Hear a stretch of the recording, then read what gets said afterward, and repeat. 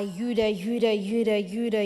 Donnie Pangilinan, sinabing si Belle daw ang forever niya sa harap ng Don Bell fans noong ASG 2024 noong June 2. Kinilig daw ang lahat ng Bubbles at pati rin sa mga ilang kagrupo niya sa Blue Team na nakarinig sa sinabi niya.